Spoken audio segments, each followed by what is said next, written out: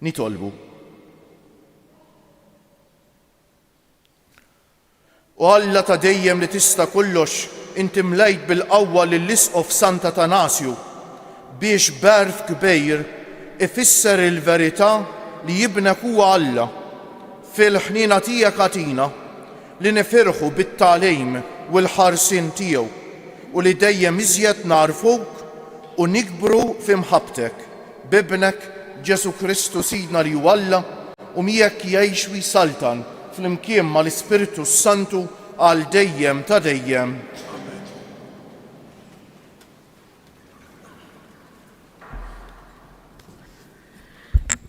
Qari mill-ktieb tal-Atti tal-Apostli. F'dak iż-żmien wieħed Fariżew jismu Gamaliel mgħallem fil-liġi u miġjub mill-poplu kollu qam fis-Sinedriju u ordna li lill-Apostli joħorġuhom il-barra għal ftit. Imbagħad qal l-isħabu: Irġiel ta' Iżrael, iftħu għajnejkom sejrin tagħmlu lil dawn in-nies. Ftit żmien ilu qam Tewda u beda jgħid li hu xi ħaġa u madwar 400 raġel qablu miegħu. Dan qatluh u dawk kollha li kienu marru warajh tferxu u ġew fix-xejn. Warajh ġie Ġuda l-Galilew fi żmien iċ-ċensiment u ġibed poplu sħiħ warah. Lil dan ukoll qatluh u xterdu dawk kollha li kienu marru warajh.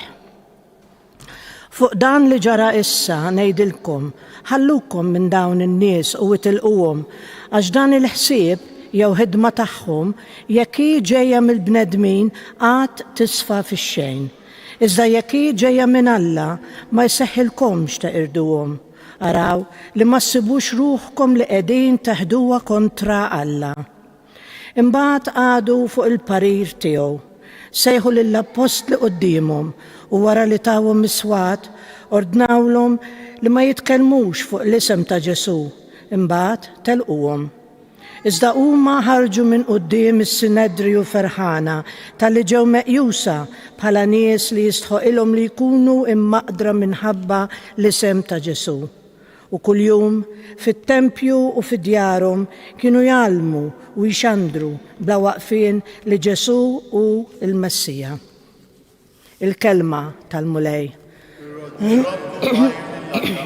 Alleluja, alleluja, alleluja. Alleluja, alleluja, alleluja. Il-mulej, id-dawl u s-salvazzjoni tiegħi minn min għandi nibża. Il-mulej hu il-ken tiegħi quddiem min għandi nitwerwer. Alleluja, alleluja, alleluja. Ħaġa waħda tlabt lill-mulej, ħaġa waħda nfittex li nammar f'dar il-mulej tul il-jiem kollha ta' ħajti biex nitaxxaq bil-ħlewwa tal-mulej jien u nħares lejn it-tempju tiegħu. Alleluja, alleluja, alleluja. Nemmen li qed nara t-tieba tal-mulej fart il-ħajjin. It-tama fil-mulej, żomm sħiħ u qawwi qalbek, it-tama fil-mulej. Alleluja, alleluja, alleluja. Alleluja, alleluja, alleluja. Il-bniedem mhux bil-ħobż biss jgħix, iżda b'kull kelma li toħroġ minn fom Alla. Alleluja.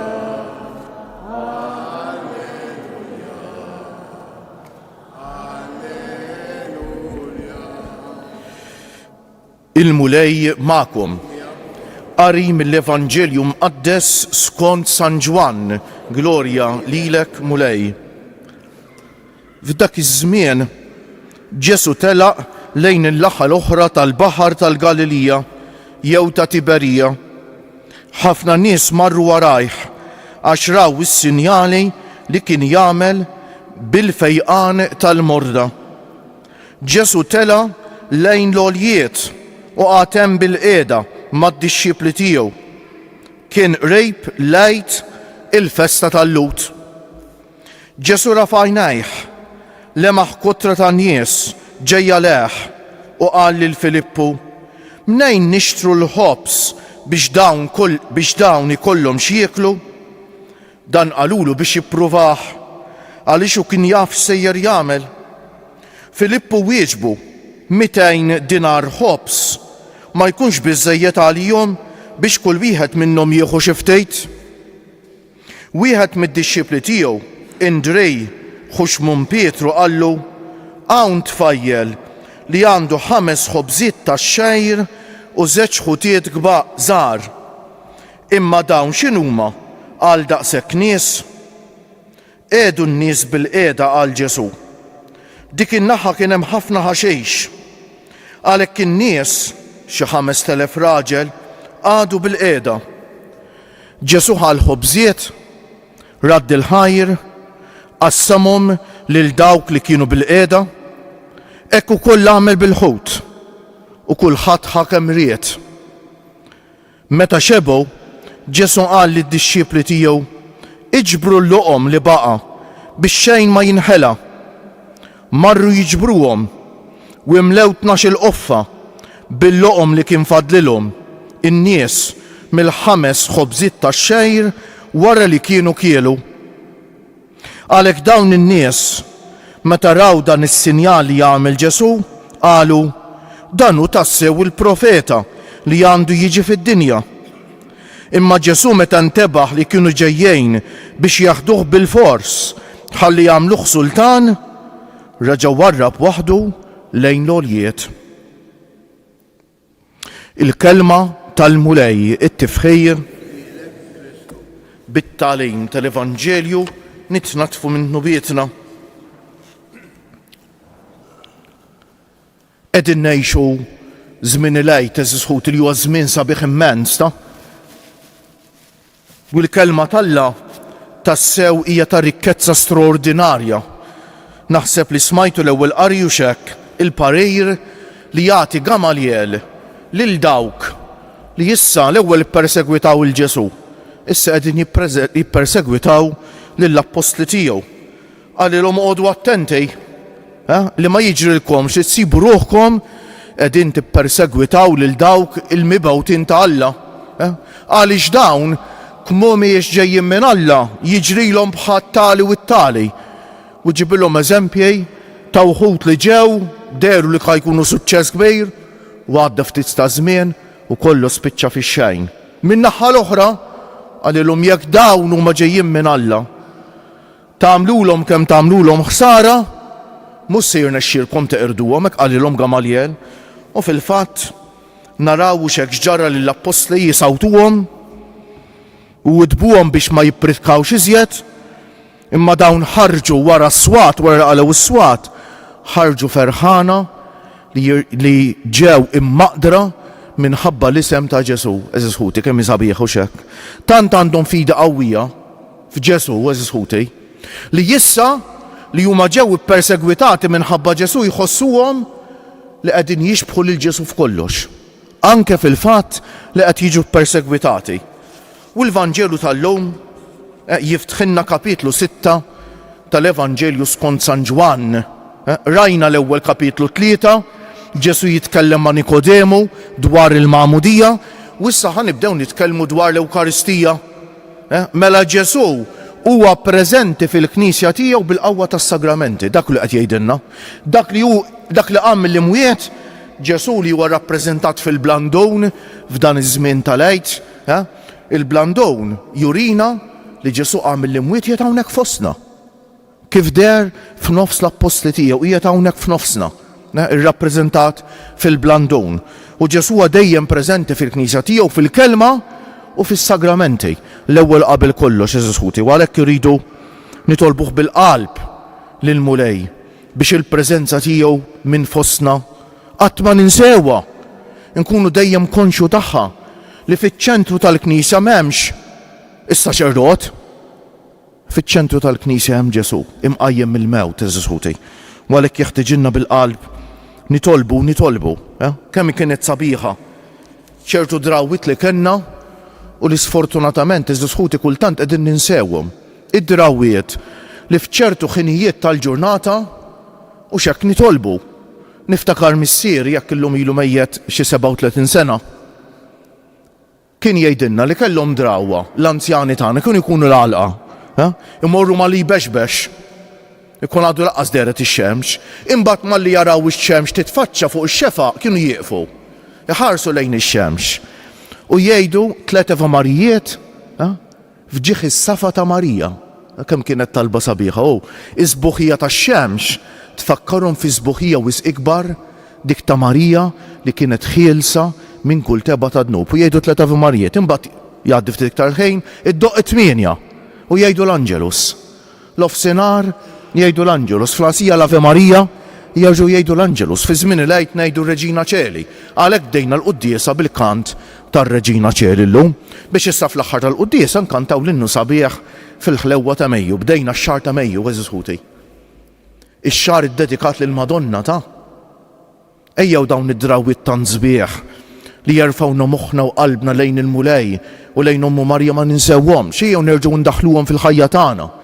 Għax huma drawwiet li għamlulna ġid kbejr ta'.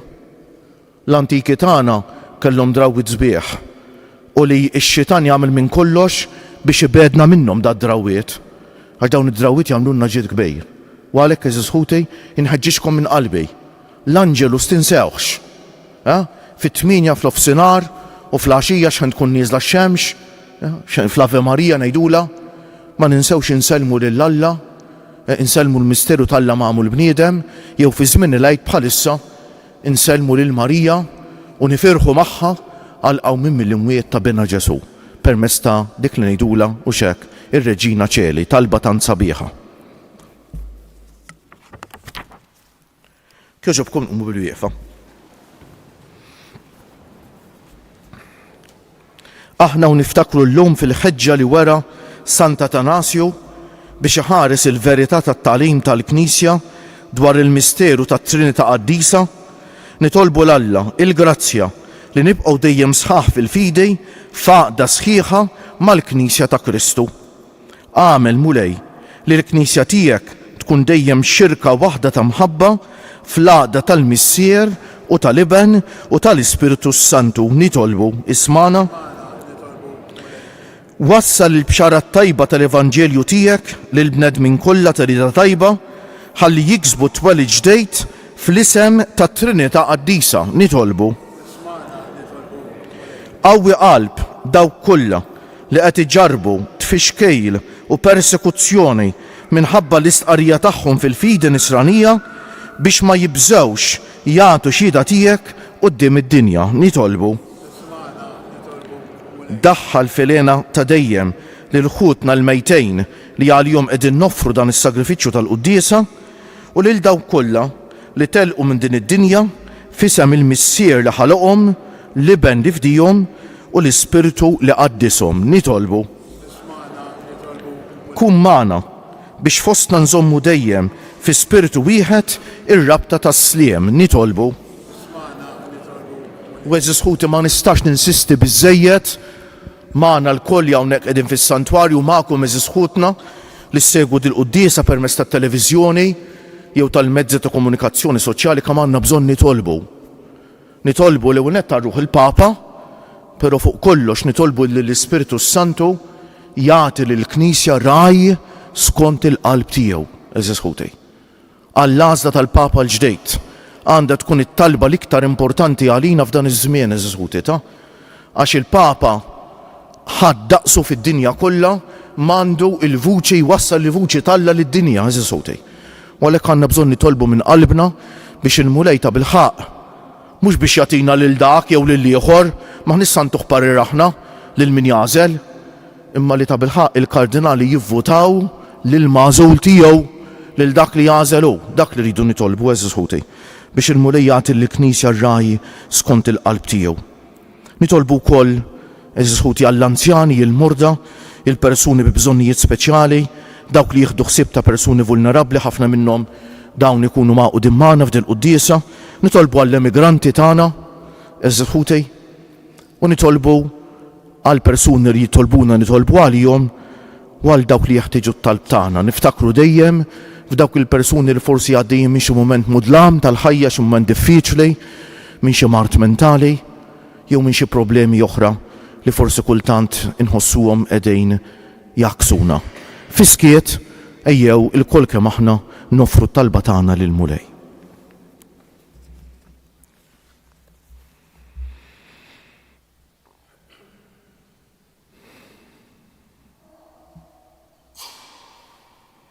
Mulej Alla li tista' kollox, għatina l-erf tal-ħwejjeġ tas-sema biex nistqarru l-fidi tagħna fil-misteru tat-Trinità Qaddisa, misteru li biex jiddefendih Sant Atanasju tant ħabbrek u bata. Bi Kristu siedna.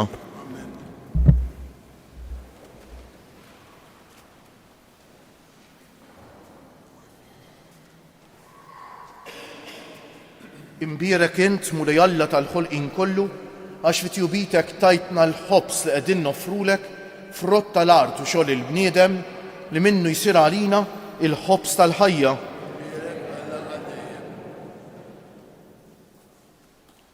Bil-misteru ta' dan l-ilma l-bejt ikollna sem fin-natura divina ta' Kristu kif hu jissieħeb magħna fin-natura tagħna l-bnedmin. Imbierek int mulej Alla tal-ħolqien kollu għax fit-tjubitek tajtna l-imbejt li qegħdin nofrulek frott tad-diel jew xogħol il-bniedem li minnu jsir għalina x-xorb tar-ruħ. Il-qana mulej Alla tagħna qum li wniedma quddiemek u għamel li jkun jogħġbok dan is-sagrifiċċju li sejrin nofrulek. Naddafni mulej żuniti u d-nob tiegħi neħħili. Itolbu ħuti biex is-sagrifiċċju tiegħi u tagħkom ikun jogħġob lil Alla l-Missier li jista' kollox.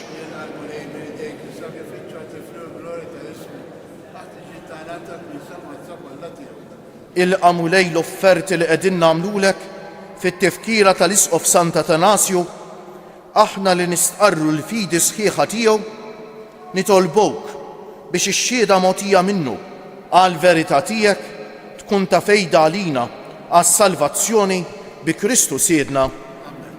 Il-mulej magħkom. Nerfew lubna l-fuq. Niżżu ħajr lill-mulej Alla tagħna. Sewwa u xieraq tas-sew, mulej Missier Qaddejs, Alla ta' dejjem li tista' kollox. Tajjeb u ta' ġid tas-salvazzjoni tagħna li dejjem u kullimkien inroddulek ħajr bi Kristu siedna. Għax biex timla bil-ferħ lill-Knisja tiegħek fil-festa ta' Sant Atanasju int qawwija bl-eżempju tal-ħajja tajba tiegħu, issaħħaħa fil-għerf bit-tagħlim li juxandar u tilqa' t-talb li jagħmillek għal ħarsien tagħha.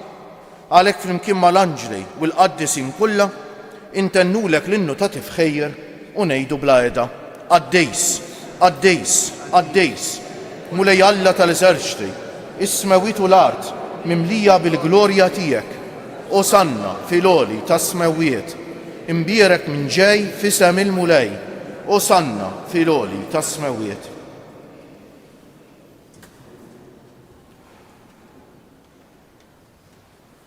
Qaddejs tas-sewint mulej, inti l-għajn ta' kull qdusija, qaddes għalhekk nitolbuk dawn l-offerti bil-barka tal-Ispirtu tiegħek biex isiru għalina il-ġisem u d-demm ta' Sidna Ġesu Kristu. Li meta kien sejjenata biex minn raj ħibati ħal ħobż, radd il-ħajr, qasam tal id-dixxipli tiegħu u qal: ħudu u kulu il-koll minn dan, għax dan huwa ġismi li jingħata għalikom.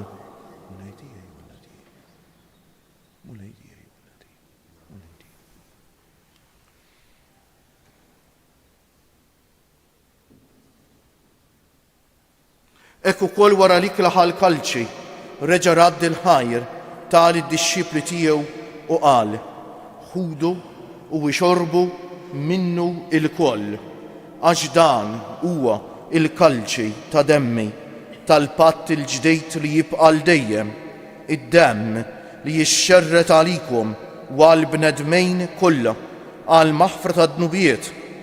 Għamlu dan b'tifkira tiegħi.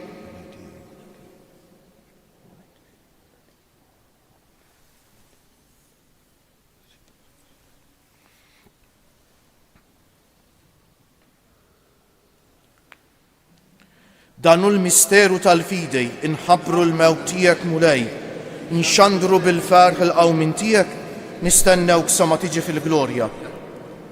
Għalhekk aħna nagħmlu dan b'tifkira tal-mewt u l-qawmien ta' Sidna Ġesu Kristu, nofrulek missier il-ħobs tal-ħajja u l-kalċi tas-salvazzjoni u nrodulek ħajr għax oġbok tilqana hawn quddiemek biex naqduk u mit-ċokun tagħna nitolbu li l-Ispiritu Santu jaqgħadna f'ġisem wieħed lilna li nieħdu sehem mill-ġisem u d-demm ta' Kristu.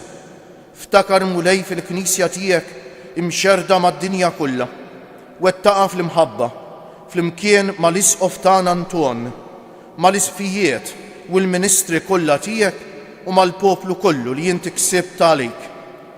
Ftakar ukoll fħutna li raqdu bit-tama tal-qawmien, mod speċjali llum qegħdin nitolbu għall-erbieħ ta' ħutna Giuseppe, Jolina, Edmond u Pauline Buġejja. Ftakar fil-mejtin kollha, daħħalhom quddiemek fid-dawl tas-sebħ tiegħek. Ħenna għalina l-koll nitolbuk. Għati lilna wkoll il-wirt tal-ħajja ta' dejjem, flimkien mal-Verġni Mqazza, Alla u tagħna Marija, mar-raġel ġus tagħha San Giuseppe, mal-Apostli, Santa Tanasju u l-qaddisin kollha li jgħixu fil-ħbiberija tiegħek sa mill-bidu tad-dinja. Għamel li magħhom infaħruk u insebħuk b'Ġesu Kristu ibnek. Bi Kristu, ma' Kristu u fi Kristu jingħata lilek Alla missier li tista' kollox, flimkien mal-Ispiritu Santu, kull ġieħ u glorja għal dejjem ta' dejjem. Ejjew issa nitolbu kif għallimna u riedna nagħmlu Ġesu li bentalla għas-salvazzjoni tagħna, missierna li inti fis-smewwiet jitqaddes ismek, tiġi salnatek, ikun li trid int kif fis-sema u ikda fl-ard. Ħobżna ta' kuljum atina llum, aħfrilna dnubietna bħalma naħfru lil min ħati għalina u la ddaħħalniex fit-tiġrejb iżda ħlisna mid-deni. Eħlisna nitolbuk mulej minn kull deni.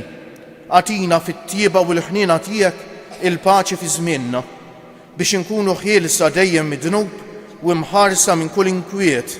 Aħna u nistennew u nittamaw il-għena u l-miġja tas-Salvatur tagħna Ġesu Kristu. Mulej Ġesu Kristu li jgħid lill-Apostli tiegħek inħallilkom is-sliem, natikom is-sliem tiegħi. La tħarisx lejn nubietna, iżda ħares lejn il-fidi tal-Knisja tiegħek. Għatija s-slimu laqda li inti trid fija, inti li tgħix wis-saltan għal dejjem ta' dejjem. Il-paċi tal-mulej tkun dejjem magħkom. Għatu l-paċi lil xulxin. Ġisem flimkien mad-demm ta' Sidna Ġesu Kristu jkunu jiswew lilna li ser nitqarnu bihom għal ħajja ta' dejjem. Ħaruf talla li tneħħi d-nubiet tad-dinja ħenna għalina. Ħaruf talla li tneħħi d-dinja għalina. Ħaruf talla li tneħħi d-dinja għalina l-paċi. Mulej Ġesu Kristu binalla l-ħaj bil-mewt tiegħek kif rid minnek il-missier u bil-ħidma tal-Ispiritu Santu inti tajt il-ħajja lid-dinja. Dan il-ġisem u d-demm qaddis tiegħek eħlisni minn ħtijieti kollha u minn kull ħażen, żommni dejjem f'idej lejn il-kmandamenti tiegħek u tħallini qatt ninferet minnek. Danu l-ħaruf talla, danu Ġesu li jneħħi d-nubiet tagħna u tad-dinja kollha ħenjin dawk li huma mistiedna għall-ikla tal-ħaruf mulej.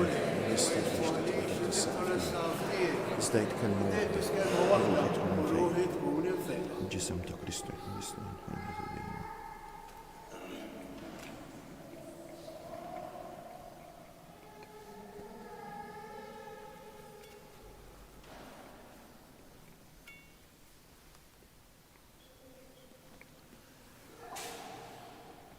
Id-demm ta' Kristu jħarisni għal ħajja ta' dejjem.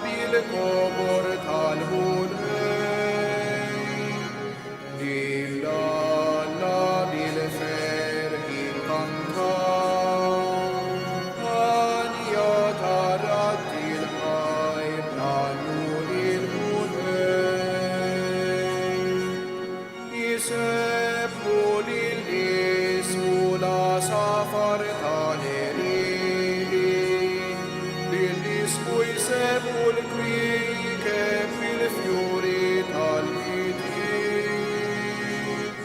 Illa bil-ferħi kantaw, an jataraddi l-ħajr għalluri l-mulej.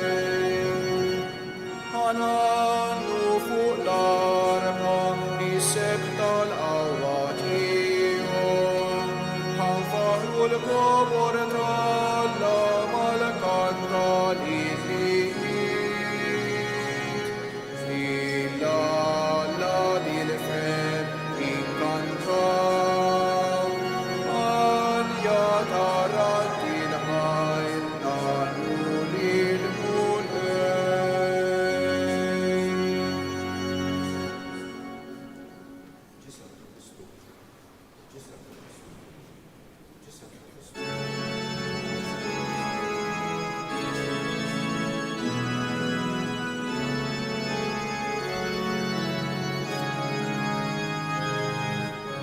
imbirek mulej għal dejjem u imbirek li sema tistijek. Alleluja, alleluja. Int li laqti sema alla kbir mulejn tal-għaloni, Sultan għawi tkun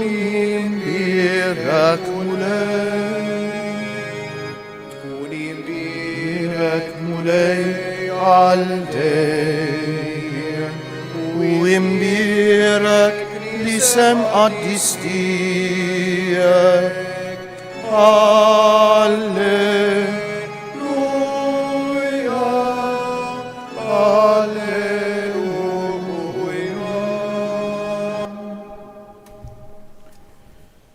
Kif fir-Randan ħarisna lejn is-salib ta' Ġesu sellimnielu, nadurawk u Ġesu imberkuk għax b'salibek u l-mewt tiegħek inti fdejtna, illum nitfgħu ħarsitna fuq is-salib glorjuż ta' Ġesu. U ngħidulu għax b'salibek il-mewt u l-qawmin tiegħek inti fdejtna. Ejja nsellmulu bil-qalb. Nadurawk o Ġesu u imberkuk għax b'salibek il-mewt u l-qawmin tiegħek inti fdejtna. Nadurawk o Ġesu u imberkuk għax b'salibek il-mewt u l-qawmin tiegħek inti fdejtna. Nadurawk o Ġesu u imberkuk għax b'salibek il-mewt u l-qawmin tiegħek inti fdejtna. Nitolbu.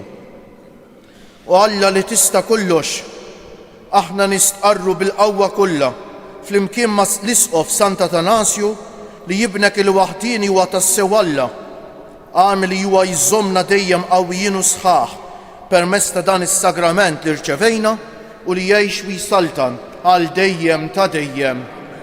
Ħanejdu issa tliet Ave Marijiet fġieħ it-tliet ijiem lil ġisem Tomna Marija dan fil-qabar u nitolbuha l-Omna Marija biex tħarisna fil-fidi fit-Trinità Qaddisa u xekk il-missier li ħalaqna, liben li fdiena u l-Ispiritu Santu li jqaddisna eżis ħuti. Sliem għalik Marija, bil-grazzja mimlija l-mulej miegħek, imbierka inti fost in-nisa u imbierek il-frott tal-ġuf tiegħek Ġesu.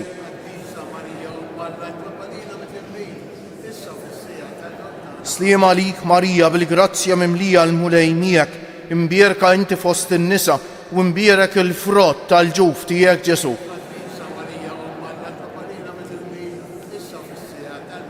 Sliem għalik Marija, bil-grazzja mimlija l-mulej miegħek, imbierka inti fost in-nisa u imbierek il-frott tal-ġuf tiegħek Ġesu.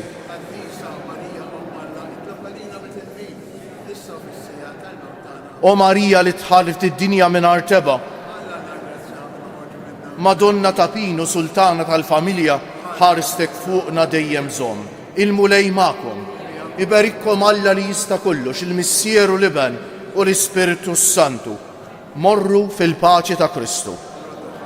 U l-jum it-tajjeb lilkom il-koll. Fil-ħlewa ta' Mejju, Om tana Marija, وكمي دهليو داك اسمك صبيح كم تخرج قوية دي الكلمة من قلبنا بالتمالي طلبنا يعطيك الأكبر جيح انت لاشقات السما الشمس تالخلقين انت لمتا من حلقك بك مملك كل زمين